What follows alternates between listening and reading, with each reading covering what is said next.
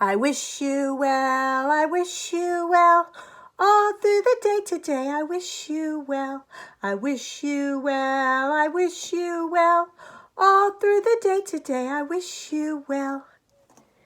The story we're going to read today is one of our favorites, Jack and the Beanstalk.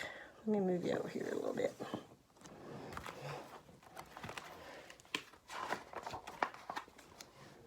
Can you see? Once there was a boy named Jack who lived with his mother. They were very poor and had to sell their cow to get money for food. As he was taking the cow to the market, Jack met an old man. "You won't get much money for that, old cow," he told Jack. "But I can give you something better than money for her. Magic beans." Well, he held out his hand and showed Jack 5 speckled beans. Magic beans, thought Jack. They sound exciting. He gave the old man the cow and took the beans, thanking the man politely. Then he went home to his mother. Jack's mother was extremely cross. Look at her face. "Silly boy," she shouted. "Thanks to you, we have no cow and no money." She threw the beans out the window and sent Jack straight to bed.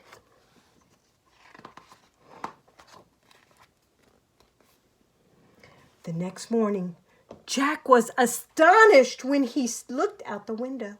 A giant beanstalk had sprung up while he was sleeping, and it stretched up to the sky. Jack ran outside and began to climb the beanstalk. Up, up, up he went, higher and higher, till he reached the top.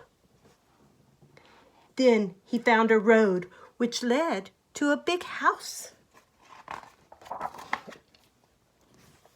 Jack's tummy was rumbling with hunger, so he knocked on the large wooden door. A giant woman answered. She looked kind, and Jack asked if she would give him some breakfast. "You will be breakfast if my husband finds you," she told Jack. "He's much bigger than me, and he eats children." But Jack begged and pleaded, and at last the woman let him in. She gave him some bread and milk and hid him in the cupboard. There he goes. Soon Jack heard loud footsteps and felt the cupboard shake. A giant man was coming. Jack heard him roar, "Fee, fi, fo, fum. I smell the blood of an Englishman." "Oh, don't be so silly," the giant's wife said. "You smell sausages I've cooked for your breakfast. Now sit down and eat." After wolfing down 3 plates of sausages, the giant asked his wife to bring him his gold. Ooh. She brought 2 big sacks filled with gold coins, which the giant began to count. But he was sleepy after his big breakfast, and soon he began to snore.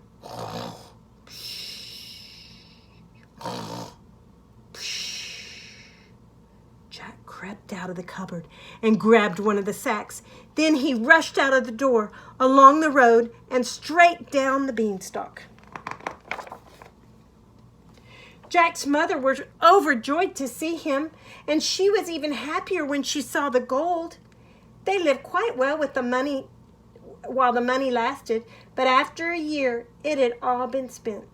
Once again, Jack and his mother had nothing to eat. "Don't worry, Mother," said Jack. "I'll just go back up the beanstalk to the giant's house." And so he did. Just as before, Jack knocked on the door and begged the giant's wife for something to eat. "Go away," she told him. "The last time you were here, a sack of gold disappeared. My husband was really cross." But once again, Jack begged and pleaded, and at last she let him in. She gave him some bread and milk and hid him in the cupboard. Soon the giant stomped in, bellowing, "Fee, fi, fo, fum! I smell the blood of an Englishman." "Nonsense," said the giant's wife. "You smell the yummy soup I've made for your lunch." Peeping through the crack on the cupboard door, Jack saw the giant slurp down a barrel full of soup, and he heard him tell his wife, "Bring me my hen." She put a fat red hen on the table, and the giant shouted, "Lay!" To Jack's amazement, the hen laid a golden egg. Jack waited until the giant was asleep.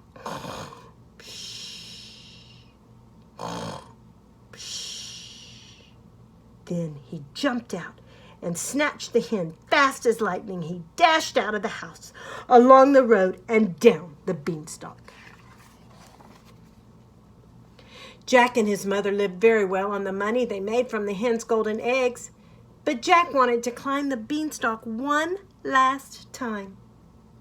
He knew that the giant's wife would not let him in again, so when she wasn't looking, he sneaked into the house and crawled into the cupboard. Before long, the giant came crashing in. "Fee, fi, fo, fum! I smell the blood of an Englishman," he thundered.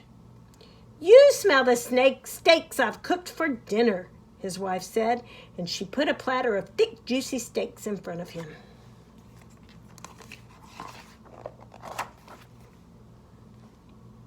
After gobbling up the steaks, the giant took out a golden harp and said, "Sing!" And the harp began a gentle lullaby, and soon the giant was fast asleep. Jack sprang out, took the harp, and began to run, but the harp cried, "Master! Master!" And the giant woke up. With a roar, he leapt up and ran after Jack. Holding the harp tightly, Jack ran for his life. As he scrambled down the beanstalk, he yelled, "Mother! Mother! Bring the axe! Bring the axe!" Jack took the axe and started to chop down the beanstalk. The giant quickly climbed back up to the top before it snapped in two. That was the last time Jack saw him. With the hen and the harp, Jack and his mother were able to live happily ever after, and they were never hungry again. The end.